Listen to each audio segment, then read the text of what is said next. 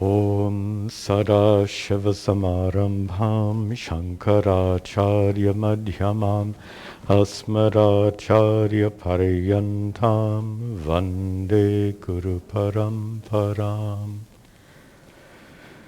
Om. Good. Be seated, please.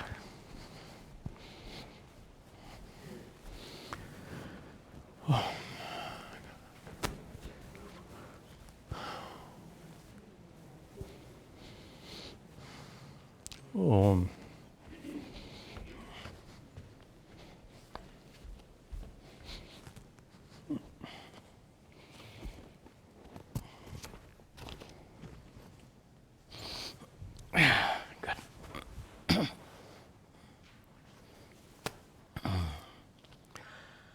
Om Sahana Vavatu Sahano Bhunaktu Sahavidyan Karava Vahai Tejasvinavadhitamastu ma vidvishavahai.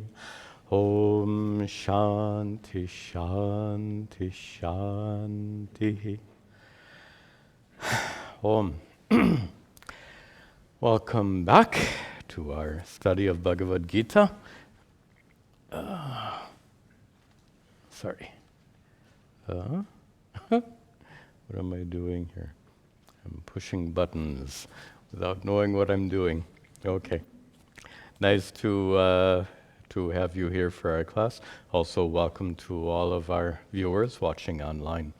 And especially for the online viewers, the opening and closing prayers that we recite here, most of our local students know them well. They're available on our website. If you want to learn those prayers properly, you can find the prayers on both on our website and on our YouTube channel. Okay, we can proceed to our class. We're towards the end of Chapter 5, Sannyasa Yoga, and I think we'll finish the chapter today.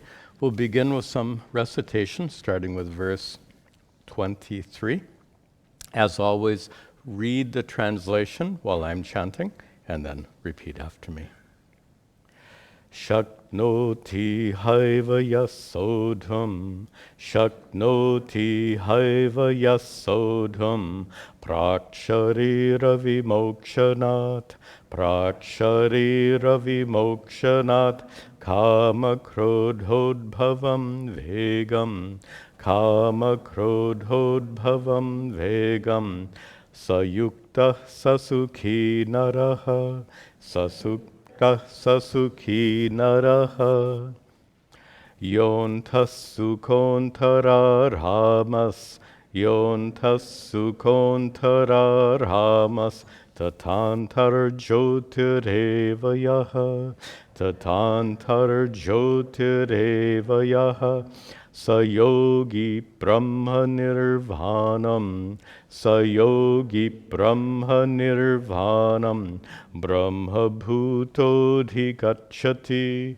Brahma bhutodhi gacchati, Labhante Brahma nirvanam, Labhante Brahma nirvanam, Rishayakshina kalmashaha, Rishayakshina kalmashaha, Chinnadvaidayatatmanaha, Chinnadvaidayatatmanaha, Sarvabhutahiterataha, Sarvabhutahiterataha, Kamakrodha vimuktanam, Kamakrodha vimuktanam, Yatinam yatachetasam, Yatinam yatachetasam, Abhito Brahma nirvanam, Abhito Brahma nirvanam, Vartate vididatmanam, Vartate vididatmanam, Sparshan kritva bahir bahyan, Sparshan kritva bahir bahyan, Chakshuschaivantare bhruvoho, chakshuschaivantare bhruvoho, pranapanau samau kritva, pranapanau samau kritva, nasabhyantaracharinav, nasabhyantaracharinav, yatendriyamano buddhir, yatendriyamano munirmokshaparayanah, munirmokshaparayanah, vigatechabhayakrodho, vigatechabhayakrodho, yassada mukta hevasaha, yassada mukta hevasaha, bhoktaram yajñatapasam, bhoktaram yajñatapasam, sarvaloka maheshwaram, sarvaloka maheshwaram, suhridam sarvabhutanam, suhridam sarvabhutanam, Jnatva mam shantim ricchati, Jnatva mam shantim ricchati. And verse 29 is the final verse of chapter 5, one of the shorter verses in the Bhagavad Gita. Let us pick up the thread. In our prior class, we concluded with verse 23. And our topic then was the nature of an enlightened person. This is a topic that comes several times in the Bhagavad Gita because, and it's an important topic, because if you don't know the goal, that will certainly affect your journey. So if you have a very clear idea of the goal to be achieved through a life of spiritual growth, then your spiritual practice will be much better directed, and the goal to be achieved is understood in the nature of an enlightened person. And when we say nature of an enlightened person, we started this discussion way back in chapter 2, and that is we're not talking about how an enlightened person looks, how they dress, how they walk or talk. We're talking specifically about how they think, how their minds work, or a very nice way of understanding it, the world view of an enlightened person. What is their worldview? How do they see the world around them? How do they see other people? How do they see themselves? By understanding the inner nature, the inner workings of an enlightened person, by getting inside their head, so to speak, we will understand what our goal is. So, and at the end of the verse, this will introduce now today's class, the last line, saha yuktaha, that enlightened person is yuktaha, and we said in our last class, yukta has many meanings, one of which is mature, but a more technical meaning would be united, and in particular united with Brahman, absolute reality, or people like simpler expressions, united with your inner divinity, united with your true nature. Of course, that idea of being united, and this is a key point for today's class, to get united with your true nature, to get united with Atma, to get united with Brahman, union presupposes separation, right? So separation is followed by union. Unless there's separation, there can be no union. But do you see the problem here? If you understand correctly these teachings, you understand that your true nature, and we've discussed this many times, your true nature has always been divine. Your true nature has always been Satchidananda Atma, and that Satchidananda Atma happens to be Brahman, the reality because of which everything exists. These are already existent facts, truths that remain hidden, covered, as it were, by a veil of ignorance. So in our process of spiritual growth, in particular using the teachings of Vedanta, the process we're engaged in is not truly a process of union, because you already are that. I pointed out before, the Mahavakya tat tvam asi, you are that. Notice that the verb is not in the future tense. It doesn't say you will become that. You already are that which you want to become. An already existent truth, obscured or covered by the veil of ignorance, which we remove through this process of spiritual inquiry, guided by these teachings. So it's not truly union, but it's figuratively union in the sense that you discover that you have always been non-separate from Brahman. Or if people like to use the word God, to discover you have always been non-separate from God. You've never been separate, but you've suffered under the illusion of separation. So we remove the illusion of separation, and you discover you are already one with that ultimate reality. That's what this word yukta means. We're going to see another word for it in just a moment. Saha sukhi naraha. Saha naraha, that person is sukhi. And this word introduces the next verse. That person is happy. And there's something very significant in this happiness. Mostly, happiness has a nimitta, a cause. You get your favorite food, you become happy. So the food is a nimitta, a cause. Something wonderful happens in your family, birth of a child or grandchild, something like that. There's a nimitta for your happiness. You get a raise at work, a promotion, you get happy. There's a nimitta, a cause for most, not most, all conventional happiness is based on a nimitta, a cause. But there's one kind of happiness which is without nimitta, nirnimitta. Nirnimitta ananda, inner fullness or completeness which doesn't depend on a cause. It's already there, and the best example of that is your experience in deep sleep. Everyone, myself included, loves dreamless deep sleep.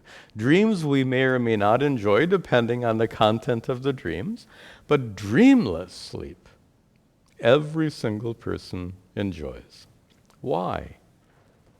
We say it's blissful, and it is.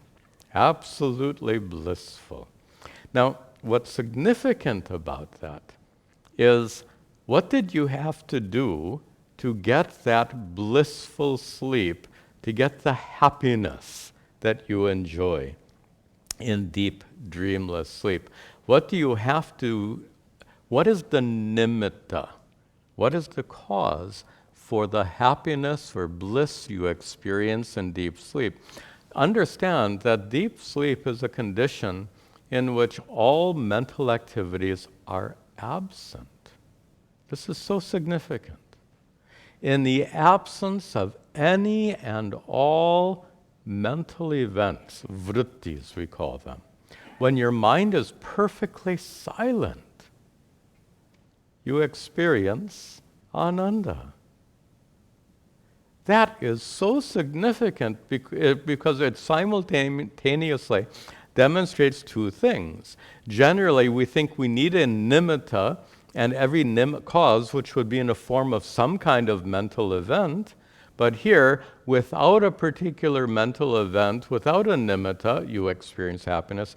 And secondly, the fact that that condition of bliss is what remains when everything else has been removed if you follow the logic, when everything else has been removed, what's left?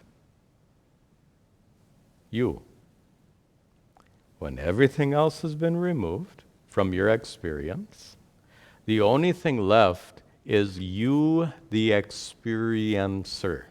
Follow the logic. When all objects of experience are removed, as they are in deep sleep, all that's left is you, the experiencer, but you, the experiencer, find yourself to be perfectly content, a state of perfect peace, a state which we call ananda.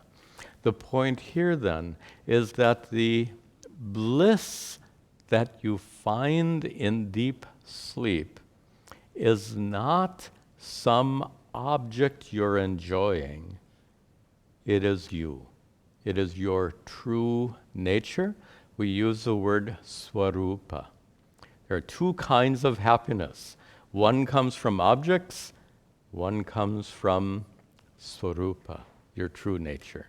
So this Sukhi Naraha, Sri Krishna says, that happiness he's referring to is your innate condition, your innate nature as being full, complete, perfect peace, perfect contentment. And we call that state happiness or ananda. So let's be very clear that ananda that remains in deep sleep is you, it is your true nature, it is all that's left when everything else is gone. And the enlightened person is one who has discovered that inner truth, the truth that your true nature is ananda. Okay, and that will introduce our next verse. Yontassu kontara Yontassu kontara ramas tatantar jyotireva yaha tatantar jyotireva yaha sayogi brahma nirvanam sayogi brahma nirvanam Brahma bhutodhi gacchati, Brahma bhutodhi gacchati. Yaha, that one, that person, the enlightened one. Yaha, the one who. The enlightened person who is described by Sri Krishna as Anta Sukhaha. Anta is within. Anta Sukha, one who finds Sukha, happiness, contentment, peace, joy, ananda, one who finds it antaha, within. One who finds happiness, generally people find happiness outside. I think with this holiday season, increasingly people find it outside at the mall, or they find it outside by browsing the internet nowadays, or they find it outside in a family gathering. Nothing wrong with any of that. But that's all secondary happiness, we can call it that. The true source of all happiness, contentment, peace is within one who has discovered that true inner source, not inner source, your true nature as ananda. One who has discovered that is anta sukhaha, one who finds happiness within. And that person is also described by Sri Krishna as antar aramaha, one who has arama. Arama means pleasure, delight. One whose pleasure or delight is antar, antaha, within. One who finds happiness within, one who finds pleasure or delight within.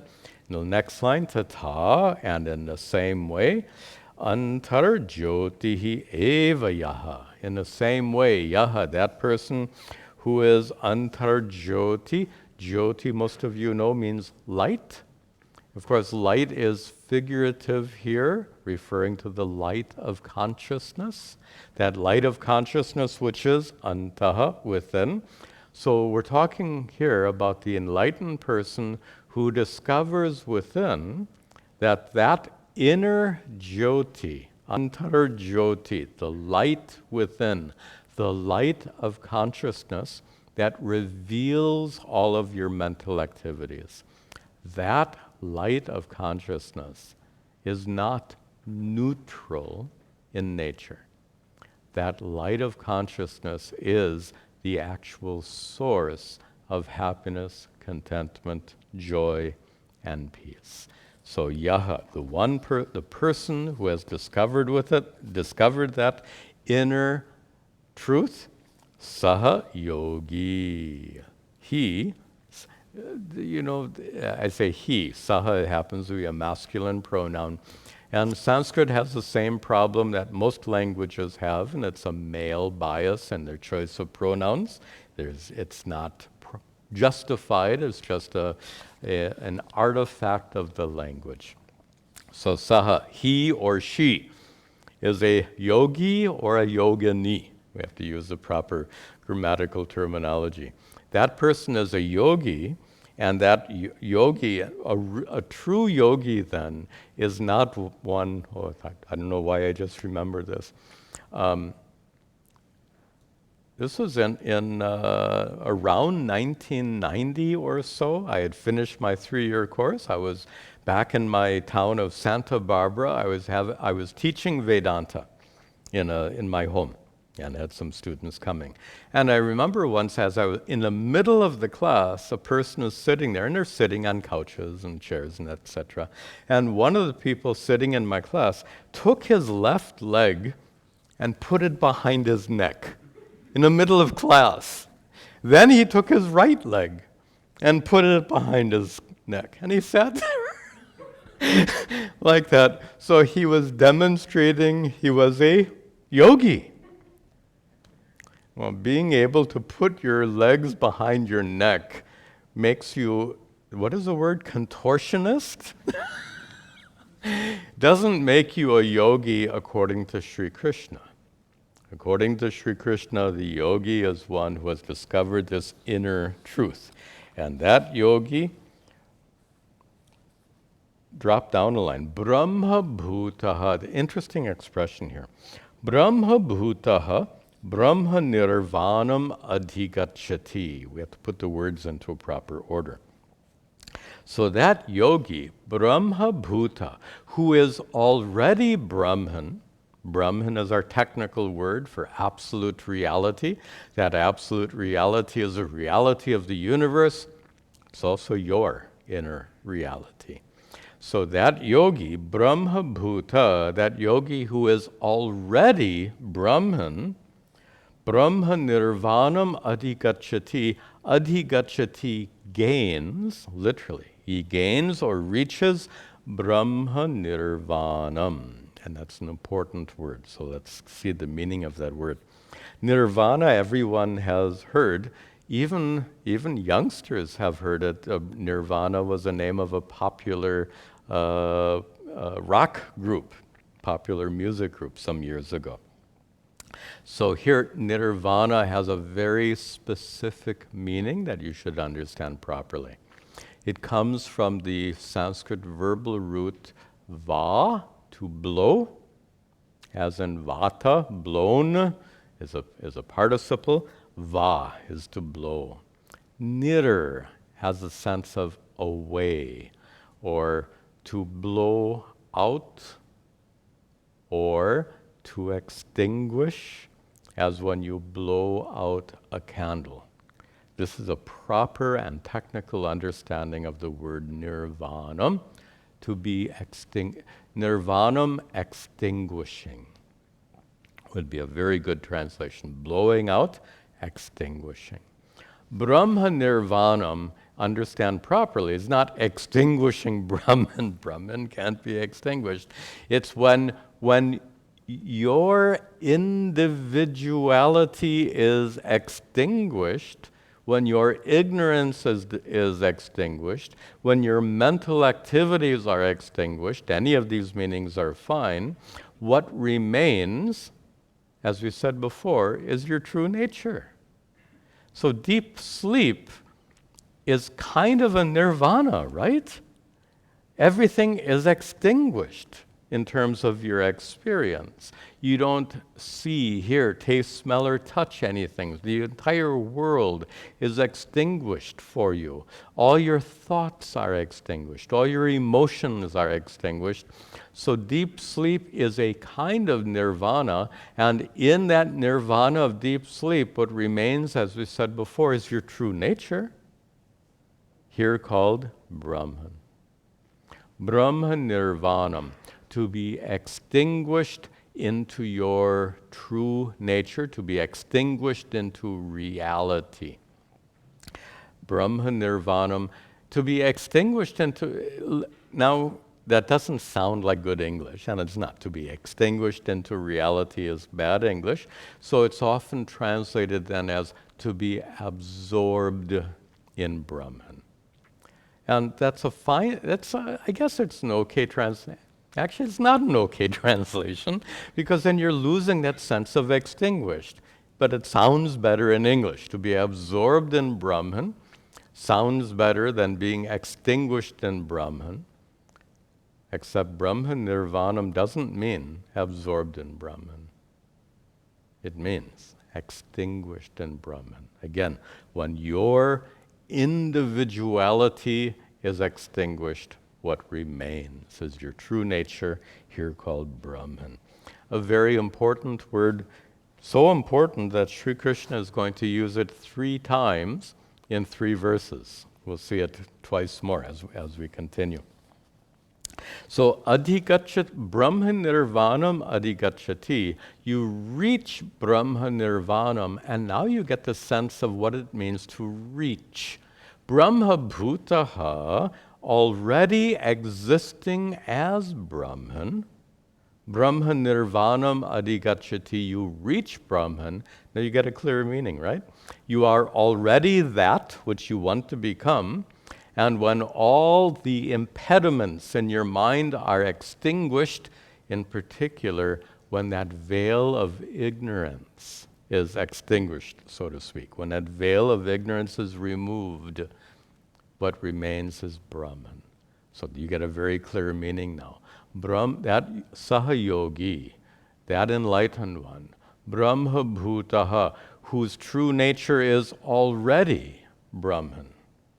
By the way, your true nature already being Brahman is a fact both for the enlightened person and for the one sitting in your chair. No difference. The truth of an enlightened person is Brahman. The truth of your nature is exactly the same Brahman. So Sahayogi, that enlightened person, Brahma Bhutaha, whose true nature is already Brahman, Brahma nirvanam adhigachati. Figuratively, I'll translate it. That person can lose their individuality and experientially merge into Brahman, just as you merge into deep sleep. It's a feeling of merging, isn't it? What's so significant, just to go back to that one last time before we continue, it's striking that deep sleep isn't a condition of emptiness or nothingness. You would think it would be, right? All experience comes to an end. All thoughts and emotions come to an end. What's left is the chasm of nothingness. Sounds very scary. And some people might have a fear of nothingness. No one has a fear of deep sleep, as far as I know. Because deep sleep is not a state of nothingness. It's a state of fullness, completeness, perfect peace. That is your true nature, Brahman. Okay, let's continue. Labhante Brahma nirvanam. Labhante Brahma nirvanam. Rishayakshina kalmashaha. Rishayakshina kalmashaha. Chinnadvaidhayatatmanaha. Chinnadvaidayatatmanaha sarvabhutahite rataha sarvabhutahite rataha. See the second line, Brahma nirvanam, it comes the second time. But start in the third line. I'm sorry, second line. The subject of the sentence, rishayaha. Rishi in plural is rishayaha. And generally, rishis means the ancient sages. But here Sri Krishna uses it in a more literal sense. The word rishi literally means one who can really, really see.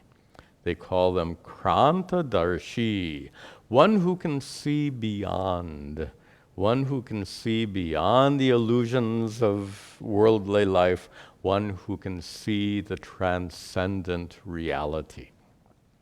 So sometimes you've seen this rather archaic translation of rishi as seer.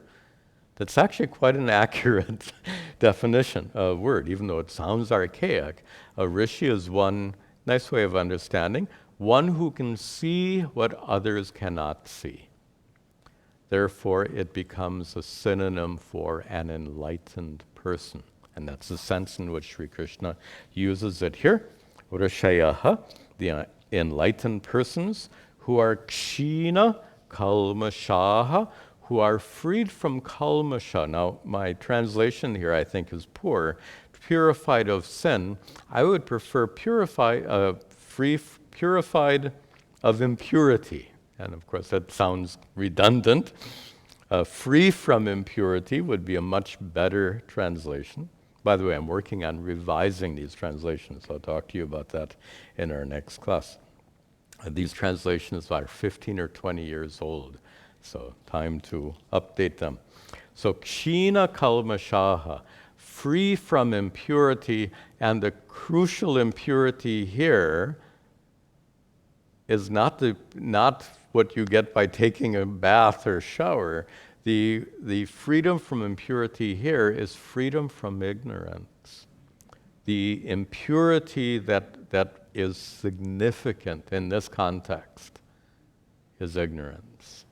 That veil of ignorance, that inner impurity which prevents you from recognizing your own true divine nature.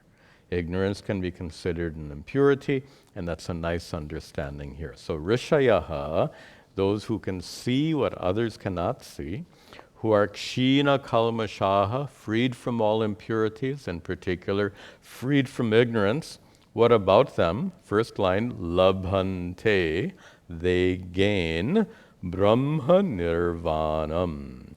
They gain, again, being extinguished in Brahman. Let me give another meaning, another way of understanding that term, since we're seeing it for a second time.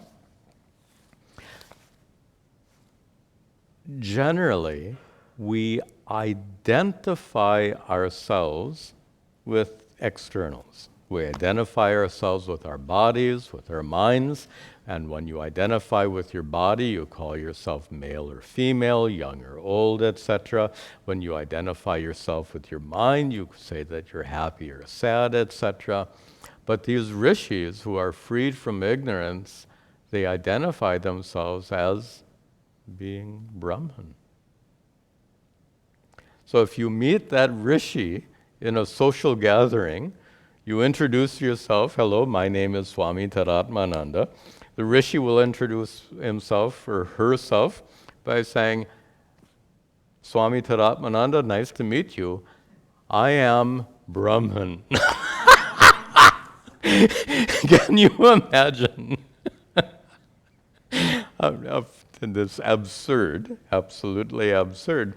The point I'm making is that for an enlightened person, your sense of identity undergoes a radical change. We all start out in life identified with our bodies, minds, etc., but gradually, over a period of time, and a period of time is not days and weeks and months, but the period of time here is probably years and even decades. Over that period of time, your sense of identity undergoes a gradual shift which culminates in a radical transformation where you no longer identify yourself as with the body and mind, but indeed you identify yourself as the consciousness within, which is the truth of yourself which is the same as the truth of everything, Brahman. This is the culmination of these teachings leading you to this Brahma nirvanam. So another way of understanding Brahma nirvanam then is your false identification is extinguished. Your identification with your body and mind is extinguished. And what remains is Brahman. Okay. And these rishis, enlightened ones, are Chinnadvaidha. They are freed from... Dvaidha means division. In this context, it means doubts. They're freed from doubts, freed from confusion. Is it like this or is it like that? That Dvaidha means two. Is it like this or is it like that? Doubt. So they are freed from doubts, and they are yata atmanaha, plural. They are self-controlled. The commentator gives a nice spin, so to speak, on these two words. They're freed from doubts due to the practice of manana, that rational reflection which removes doubts, and they are yatatmanaha. Their minds are controlled, their minds are absorbed in truth, fixed in truth. They are firmly established in truth through the practice of nididhyasana. This is our commentator's spin, so to speak. Not spin is an unfair word to use, because spin suggests manipulation of meaning. So here he's not manipulating the meaning, he's adding meaning here. So you can, Chinnadvaidha means freedom from doubts. But how do you get that freedom from doubts? The commentator adds, through the practice of manana. And yatatmanaha, one whose mind is controlled, one who is firmly established in truth. How do you get that? Nididhyasana, Vedanta contemplation. The commentator adds this. And finally, these enlightened ones are sarva bhuta hite rataha. Very interesting observation. They are rataha, they delight, sarva bhuta hite, in the welfare of all beings. They delight in the welfare of all beings, and we need to understand how and why that's so. You've heard me say in prior classes that the enlightened person becomes freed from any personal agenda. Generally, we all have an agenda, things we want to accomplish, and things we want to accomplish for our own sakes. Desires, dreams, etc. That raga and dvesha, what we want for ourselves. Inner agenda. Agenda was a word that Pujya Swamiji liked to use and was very appropriate in this context. So if conventional life is driven by an agenda, and those agendas are fundamentally, selfish is a wrong word, because selfish means I care about myself and I care about nothing else. So selfish is not the word. But self-directed is a correct word. These agendas we have are focused on ourselves. If we have an agenda for someone else, and sometimes people do, you have the agenda for someone else because they affect you. If they're affecting you negatively, your agenda for the other person is to stop doing that. Anyway, so the point is that our agendas are self-directed, self-focused. These enlightened ones are freed from that agenda. And just imagine this, if you have no agenda, then you are free, totally free to respond to the needs of others. Reflect on this for a moment. We see all the time around us people who need. Sometimes we help, sometimes we don't. Often we don't. And reason we don't is we are short of resources, not enough time, not enough money, not enough of something. An enlightened person doesn't experience that sense of not enough. Enlightened people experience a sense of enough, fullness, completeness, vastness.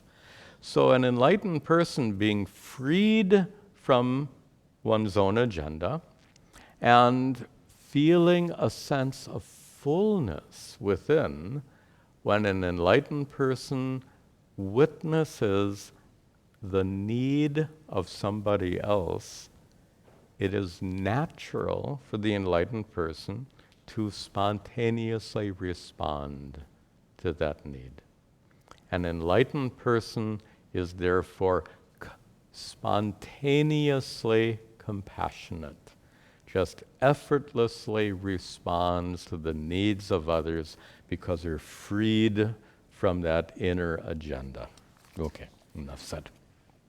Then, kama krodha vimuktanam, kama krodha vimuktanam, yatinam yata chetasam, yatinam yata chetasam, abhito brahma nirvanam, abhito brahma nirvanam, vartate vididatmanam, vartate vididatmanam.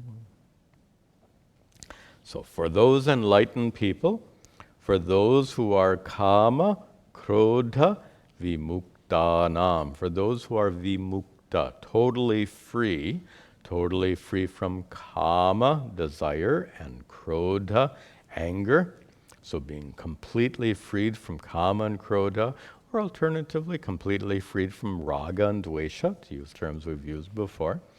Those enlightened ones who are yatinam, who have strived hard. Yati is one who strives in this context. So they become enlightened not because they sit around and smoke marijuana.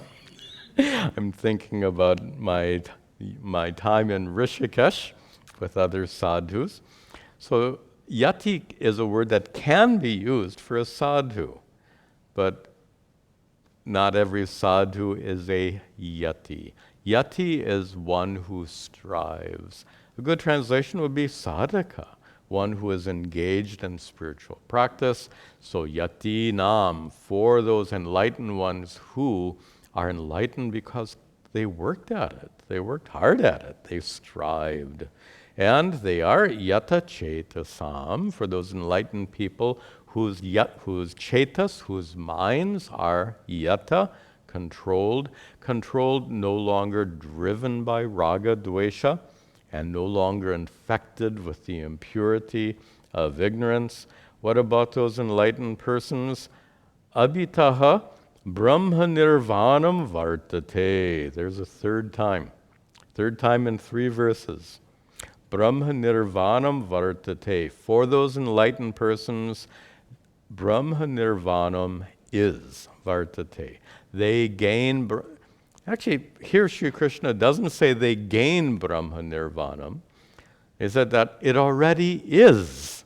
Vartate is that which already is. So those enlightened ones have already extinguished their individual identities, and they have already identified themselves with the truth of who they are, which is ultimately Brahman. They have already been extinguished into Brahman, already absorbed in Brahman. And here, Sri Krishna says, abhitaha, now, here and now.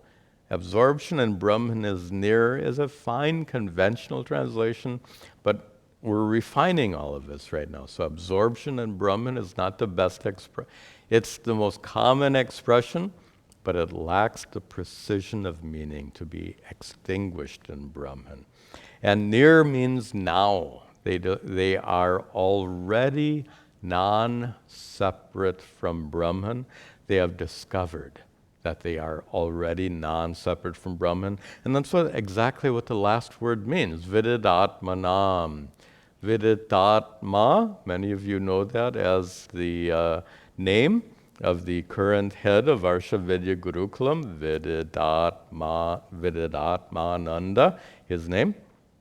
So Viditatma is one for whom Atma is vidita known. So one Viditatmananda is one who is Ananda because Atma is vidita, known. That's how his name is to be understood. But here, we're talking about the enlightened ones, Sri Krishna says, those enlightened ones who are established in Brahma nirvanam. Why? Abhitaha, right now they are already established in Brahman. Why? Vididatmanam, because they know their true nature. Vidita Atma, for those enlightened people, Atma, the true self, is vidita, known as Brahman. Look at this. One whose true self, Atma, is known to be Brahman. That's the revelation of the Mahavakya, right? Tat tvam asi. Atma tvam tat Brahma asi. You are that. You are that Brahman. The enlightened ones have discovered that their true nature is already that Brahman. Therefore, Brahma nirvanam vartate. They are already extinguished in that Brahman. Okay. Now, we get a little appendix, as it were, for the chapter. Appendix, not the organ in the body, but rather something added on to the end of a text. Let's see what's happening here. Really speaking, the subject matter of chapter 5 came to an end with that prior verse. Now, with verse 27, we see a different subject matter. See if you can figure out what's going on here. I'll explain it afterwards. Sparshan kritva bahir bahyan, sparshan kritva bahir bahyan, chakshush chaivantare bhruvoho, chakshush chaivantare bhruvoho, pranapanau samau kritva, pranapanau samau kritva, nasabhyantaracharinav, nasabhyantaracharinav. You glanced at the meaning. What is our subject matter now? Yeah. By the way, what is the next chapter? Next chapter is dhyana yoga, dhyana meditation. So we're finishing the 5th chapter. The 6th chapter is on meditation. And what Sri Krishna does here is he's giving us in English we call it a sneak preview. It's like when you go to the movie theater and you see the trailer. So this is the last 3 verses are a sneak preview or a trailer for what you will see in chapter 6. So we get this, and Sri Krishna begins. Sparshan. Sparsha means that which you perceive. And you have to connect it with the last word, bahyan, external. Bahyan sparshan, things that you perceive outside, which means things that you see, hear, smell, taste, or touch, sense objects. So all those external perceptions, sense perceptions, bahihi kritva, kritva, making them outside, keeping them outside. To keep sense objects outside means to withdraw your attention from your senses. So one of the first steps in meditation is sit in a quiet place to withdraw hearing. Close your eyes. You withdraw the power of sight. So that's what he's saying here. In a very simple sense, you first withdraw from external sense objects. Then what do? Chakshus, your chakshuhu eva antare bhruvo here. Here, chakshu doesn't mean eyes, but your sense of sight, your faculty of sight. And here, faculty of sight. Or you could actually physically mean eyes, no problem here. We'll take it simply. Physically, your eyes should be kritva, fixed or made, where antare, in between, bhruvoho, in between your brews, brew. You have one brew, second brew. You figured out that brew means eyebrow. So fix your gaze between the eyebrows, or fix your attention on a spot between your eyebrows. Prana, apanao, samao kritva. Prana, inhalation. Apana, exhalation. Samao kritva, making them balanced, making them equal. And nasa abhyantara charinao, the inhalation and exhalation, which is chari, which moves. Nasa abhyantara, within your nasa, your nostrils. So here Sri Krishna is giving some very basic instructions on meditation. And what we're going to do here, since we're at the end of chapter 5, we're not going to go deeply into this teaching yet. Why don't we just wait till we get into chapter 6? When we get into chapter 6, we get into all these subject matters in great detail, so I'm not going to describe it in great detail here. So here we'll just take it, Sri Krishna is simply giving some preliminary meditation instructions to close your eyes, to turn your attention away from external sense objects, to fix your attention on a spot between your eyebrows, to regulate your inhalation and exhalation as it flows through your nostrils. This verse continues, this sentence continues in the next verse.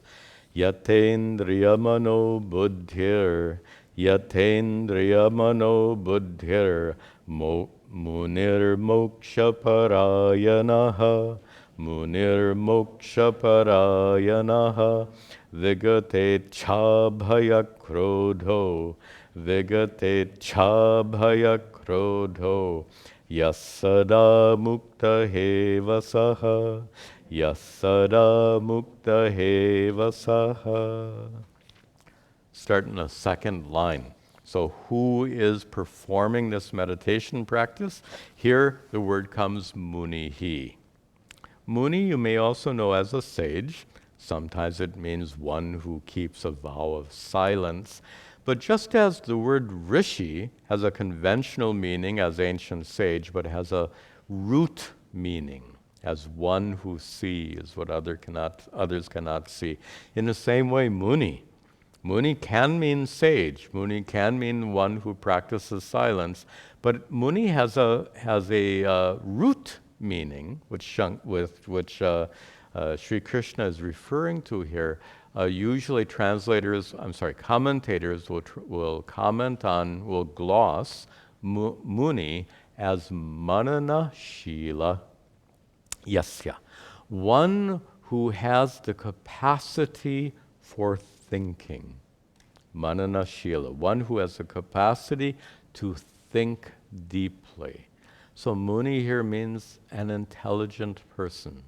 And in our present context, muni is used to refer to to the practitioner of meditation.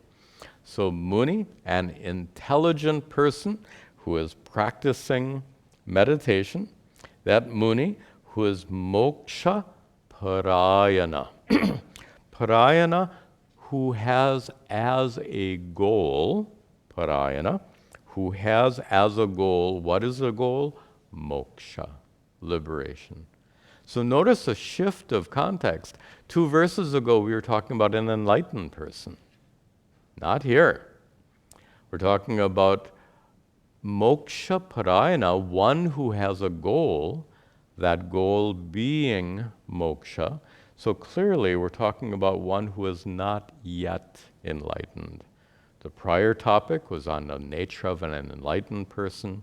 Now we're talking about one who is on the path to enlightenment, and specifically one who is practicing meditation for the sake of enlightenment. So that Muni, the best translation here would be meditator. It doesn't literally mean meditator, but in this context, Muni here means meditator. That meditator who is moksha parayana, who is seeking moksha, who is seeking liberation, who is seeking enlightenment. What about that meditator? First line, yata, indriya, manas, and buddhi. We have to break the words apart. One whose indriyas, or sense organs, sight, hearing, smell, taste, and touch, one whose indriyas, one whose manas, mind, and one whose buddhi, intellect, all 3 of these are yata controlled. So one of the basic principles, and we'll see this starting with our next class. Actually, not the next class. Anyway, in the next chapter, we will see how a fundamental step of preparation in meditation is to bring your senses, mind, and intellect under control, to restrain them. We'll talk about this at great length in the next chapter. And further, that meditator is described as one who is vigata, Ichcha, bhaya, and krodha in the 3rd line. That meditator who is vigata, free from Ichcha, desire, bhaya, fear, and krodha, anger. So this meditator is turned his or her attention away from worldly activities which involve Ichcha, desire, bhaya, fear, and krodha, anger. And this meditator has turned his or her attention within. And what about that meditator? Yaha. Such a meditator, sada muktaha eva saha. Saha, that meditator, nice expression. That meditator is sada muktaha. That meditator is always, the literal meaning, that meditator is always liberated. Now, 2 ways of understanding that. One is what we just described. What does it mean to gain moksha, to gain liberation, to gain enlightenment, to gain Brahma nirvanam? We said before that you gain it in a figurative sense. You discover your true nature to already be that which you want to become. You discover that you already are that. Tat tvam asi. Already exist in fact. So in that sense, the meditator is sada muktaha. But I'm not sure that's the sense in which Sri Krishna means it here. I think it's more in a figurative sense that in American English, we'd say the meditator is as good as enlightened. I think that's the sense of it. Sada, always, but figuratively speaking, that meditator is as good as enlightened because it's a serious meditator, a meditator whose senses, mind, and intellect are controlled, a meditator who is intent on moksha, a meditator who has withdrawn from worldly concerns and has turned his or her attention within. That meditator is sada muktaha, as good as enlightened, certain to become enlightened. Liberated, I think, is a good translation here. Leading us to the final verse of chapter 5. Bhoktaram yajna tapasam, Bhoktaram yajna tapasam, Sarvaloka Maheshwaram, Sarvaloka Maheshwaram, Suhridam Sarvabhutanam, Suhridam Sarvabhutanam, Nyatva Mam Shantam Ricchati, Nyatva Mam Shantam Ricchati. To understand this next verse, we need to understand the meditation technique taught by Sri Krishna in chapter 6.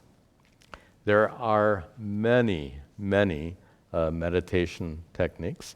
Those of you who have watched my videos on that course in meditation, you can count dozens of meditation techniques taught in that course. Of all possible meditation techniques, Sri Krishna chooses one particular meditation technique to teach Arjuna in chapter 6. We'll see that in great detail, starting with chapter 6, but we need to know what that technique is now to properly understand this verse. And what the technique Sri Krishna teaches Arjuna is for Arjuna to turn his attention within and turn his attention towards the inner self. And Sri Krishna says, turning your attention within, you will discover my presence within you. I'm putting words into Sri Krishna's mouth. Sri Krishna tells Arjuna, in meditation, turn your attention within to discover my divine presence inside you. That is the particular technique taught by Sri Krishna to Arjuna to appreciate that inner divinity. And Sri Krishna says the inner divinity is my presence within. And that is the technique being taught in chapter 6. With that in mind, we can make sense out of this verse, because this verse continues to talk about chapter 6 and meditation. Start at the very end of the verse. Fourth line, Jnatva mam. Jnatva, having known, mam, me. Having turned your attention within through the practice of meditation and discovering me, Sri Krishna says, within you, discovering the true nature of me within you. And Jnatva mam, what is the nature of Sri Krishna that you discover? Now go to the beginning of the verse. Discovering me, knowing me, how? As the bhoktaram yajna tapasam. As the bhoktaram, as the literally enjoyer. As the enjoyer, yajna tapasam. Of the enjoyer of the austerities involved in yajna. Yajna, as we discussed in chapter 4, is the fire rituals in which offerings are made into a sacrificial fire. Figuratively speaking, whatever you offer into that sacrificial fire is figuratively consumed by Ishvara, God of the cosmos. Figuratively. And that's what Sri Krishna says here. Whatever is offered into those ritual fires, he says, I am the enjoyer of those sacrifices. Bhoktaram yajna tapasam. So jnatva mam, knowing, having known me as the enjoyer of whatever is sacrificed into a ritual fire, and having known me, sarva loka maheshwaram, having known me as the Maheshwara, as the great Lord of sarva loka, of all beings, of all the worlds, and having known me as suhridam, as the friend Sarva bhutanam, of all creatures. So in three ways, jnatva mam, having known me. So through the practice of meditation, this is a third of these three verses at the end of chapter 5, which form an introduction or a preview of the practice of meditation. We'll see in chapter 6, jnatva mam, knowing me through the practice of meditation. Knowing me by turning your attention within to discover me within you, to discover Sri Krishna within as the enjoyer of whatever is sacrificed into a ritual fire, as the great Lord of all people, and as the friend of all beings. Knowing me thus, through the practice of meditation, shantam rachati. Rachati, one gains shanti, of course. One gains peace by discovering Sri Krishna's presence within you as the enjoyer of offerings, as the Lord of all people, and as a friend to all creatures. We will discuss all of this in much more detail in chapter 6. And I want to keep my comments here short so that we have opportunity at the end of today's class to review chapter 5. And what we've been doing at the end of each chapter is reviewing the chapter, making use of this English translation. This English translation, you remember, I composed English verses that follow the meter of the original Sanskrit, and that allows us to chant the English in the same way as we chant the Sanskrit. It's also an abbreviated or condensed version of the verses in the chapter, so this gives us a nice, easy way to get the overview, the big picture of chapter 5, and this will be a nice way to conclude our class today and conclude our study of chapter 5. Remember chapter 5, sannyasa yoga. We discussed 5 different meanings for sannyasa, and we saw several other topics coming in. We saw Sri Krishna referring to 2 of those 5 kinds of sannyasa as forms of karma yoga. I'm not going to go back and discuss all that again. And we also saw, well, we just saw at the end of the chapter, the topic shifting from karma yoga and sannyasa. The topic shifts to spiritual wisdom and enlightenment at the end of the chapter. You'll see that as we recite these verses. First, you can listen and repeat so that you remember how we chant, and then we can chant the rest of the verses together. So first verse, listen and repeat. Arjuna said, you praised renunciation first. You praised renunciation first. Then karma yoga you extolled. Then karma yoga you extolled. Which is the better of these two? Which is the better of these two? O Krishna, tell me what is best. O Krishna, tell me what is best. Remember how to chant? So now we can, we're not done. So now we'll recite the remainder of these verses together. Join me, please.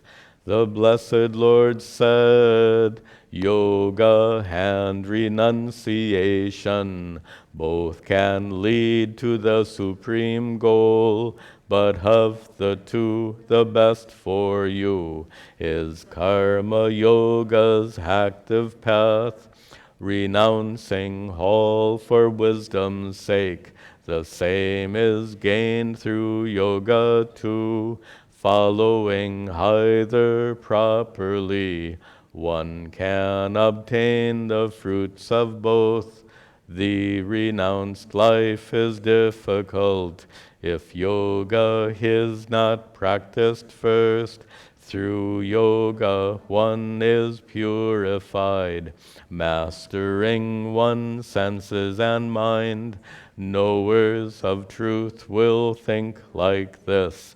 I don't do anything at all, even while seeing or touching, eating, walking, or talking too, giving up yearning for the fruits, knowing all works depend on God, they remain untainted by sin, which falls like dew from lotus leaves.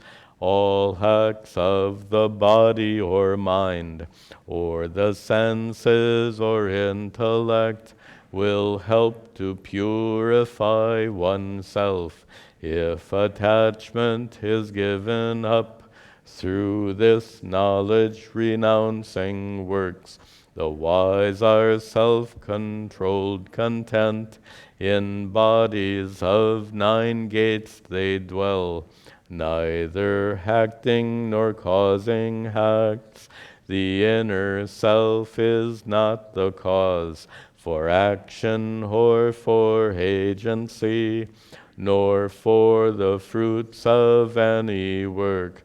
These all take place naturally. Those whose ignorance of the self has been destroyed, then unto them knowledge, like the dazzling sun, reveals supreme reality. They discern the very same self in a learned and cultured priest, or in a cow or elephant, or a dog eater, not rejoicing when pleasures come, nor cowering in woeful times, with minds unclouded and steadfast. Knowers of God abide in God, such sages purified of sin, self-controlled, unfettered by doubts, rejoicing in the good of all. They attain utmost peace in God. That concludes our overview of Chapter 5. And when we meet next week, we'll begin our study of Chapter 6, Dhyana Yoga. A couple of quick announcements here. Tomorrow we have our usual satsang question-answer session at 6 p.m. If you're planning to come, you can email me a question in advance or ask a question at satsang itself. Also, I want to thank all the volunteers who stayed back last week to help finish the gardening project. Everything looks great. Thank you very much. Also, I just wanted to mention, at the end of last week's class, I mentioned that I would be publishing a new video, a video on Advaita versus Bhakti, and reconciling the two, showing how Bhakti is not just compatible, it's essential for one who pursues non-duality. Well, that video was published just a few days ago. Already it has like 18,000 views. So many people are watching that, and it's rewarding as a teacher to see so many people interested in that. If you're not accustomed to using YouTube, go give it a try. Just go to YouTube and search on my name, and you'll find all the videos. So just nice to see that happening. Okay, that's last of our announcements. We'll conclude with our closing prayers.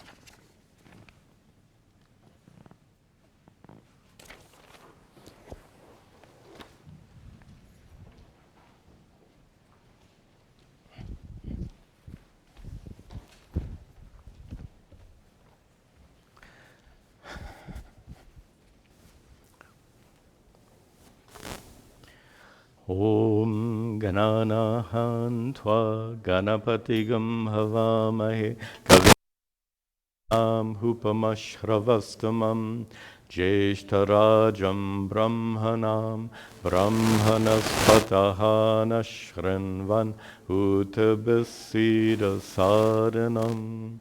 Om Mahaganapataye Namaha.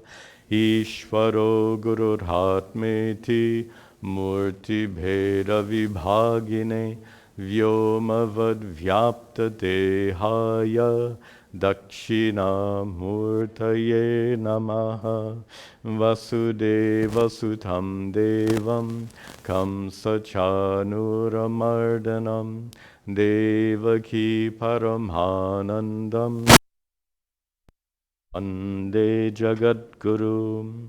Om Sarve Bhavantu Sukhinaha Sarve Santu Niramayaha Sarve Bhadrani Pashyantu Ma Kaschad Dukkha Bhagvavet Asato Ma Satgamaya Tamaso Ma Jyotirgamaya Mrityorma Hamratangamaya.